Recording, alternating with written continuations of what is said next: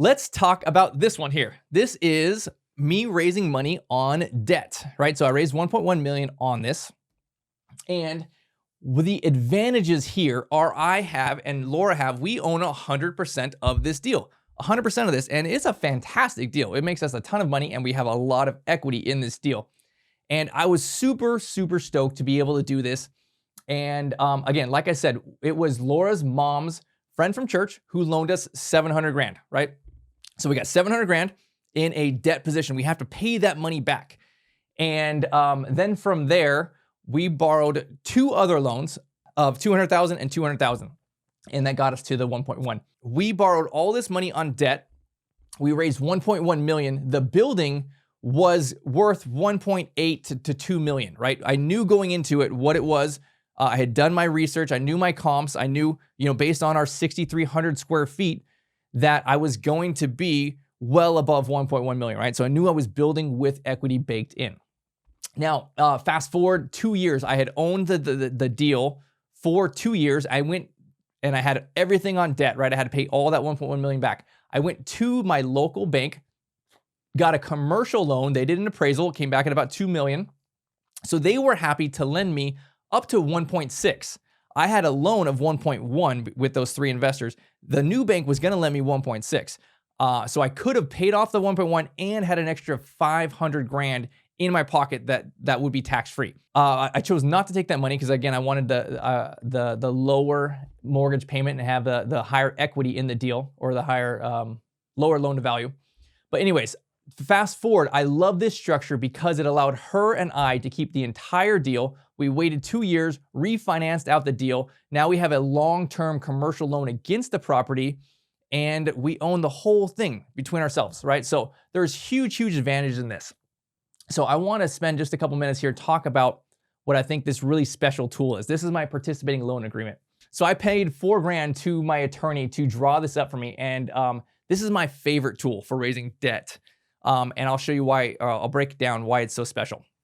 So like I said, it's super easy to raise the first position loan, right? Because they're going to tie their loan against the real property, right? If they foreclose, they would get it. The second position has to kind of fight with the first position. And the third, right, they're in the weakest position. So here's how I made it special for the third position. Okay, he lent me $200,000. So this is between 900 grand and 1.1 million. What we did is this participating loan agreement is really two agreements kind of in one agreement. And one of it is a promissory note and deed of trust, just like you're going to give the bank. If you go buy your own personal house from Wells Fargo, they're going to have these documents, right? You have to pay the bank back, and here's the interest rate, and it's collateralized against the property. In addition to that, there was a profit sharing agreement. So really there's these two things going on here. And really I have two companies, right? I have my real estate company and I have my operations company. So these two documents are tying these two things together, meaning that my promissory note and deed of trust you have to pay interest on it, right? Just like your bank. If you're going to go get a loan for your house, you have to make interest payments and principal payments. So there was a fixed guaranteed amount of money that this investor was going to get. Okay. So at that time it was a 5 and 5, and interest rates were much lower than they are now. So I was paying him 5% collateralized against the property. He was getting paid every single month 5% interest, no matter what, right? Additionally, on that, then there was the other 5% on the profit sharing, which was part of the operating company. So once we got our license, we were full, we were making money. He was getting 5% of the profit on this deal. And again, that was for almost 2 years where he was getting this extra 5%. So he's not really getting 10%.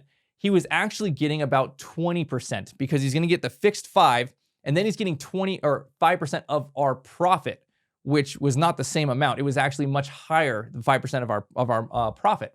So he was actually getting about 20% cash on cash. So he was getting a really strong deal. And now go back to these two things that I say that investors really want. They want to, one, know their money is safe. So that's what the promissory note and the deed of trust did, right? It tied his loan to the real estate. If I died, right, he could potentially foreclose. He also had a lot of equity in the deal. It was a $1.1 million loan against a $2 million building. There was a lot of safety in that. So his money was safe for sure. Then the second part of it was the profit sharing agreement, right? That is my goal, is to show him that here you are going to have a huge reward. You are going to have a good deal here, right? You're going to make great money. And 20% cash on cash is fantastic money, right? So he had huge safety and a huge return. He was really excited about this deal. When you structure something like this, that profit sharing agreement, you can have it expire anytime you want. You can structure that, right? So like, for example, once we refinanced out and he was paid off, you could set that up so that profit sharing agreement expires once the deal is done. Or you could say it goes on indefinitely, right? Like, you want to really create a win, say that, hey, you're going to get 5% indefinitely. As long as I own this building, you will have your money back. You'll be paid in full. You're going to be making investments somewhere else, but you're going to get 5% no matter what, forever, while we own this deal, right? Like, that's a huge win. So you can structure it really however you want.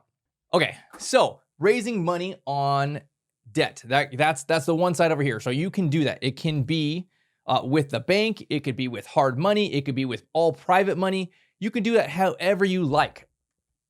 The biggest advantage is you're going to keep the equity, right? You're going to own the whole deal. Now, the drawbacks are it is definitely harder to raise money on all debt. And it's harder as you get into bigger numbers. If you needed to raise, 200 grand, 50 grand, 100 grand, that's pretty easy to raise that, that number of money on debt. If you had to raise $1 million or $10 million on debt, that's really difficult, right? So there's pros and cons on this. And as we talk about the next part of raising money on equity, you'll see why we are going to be talking about equity, because you'd be like, well, why would I ever raise money in equity when I can keep the whole pie to myself, right? There's some pretty strong advantages to the equity side.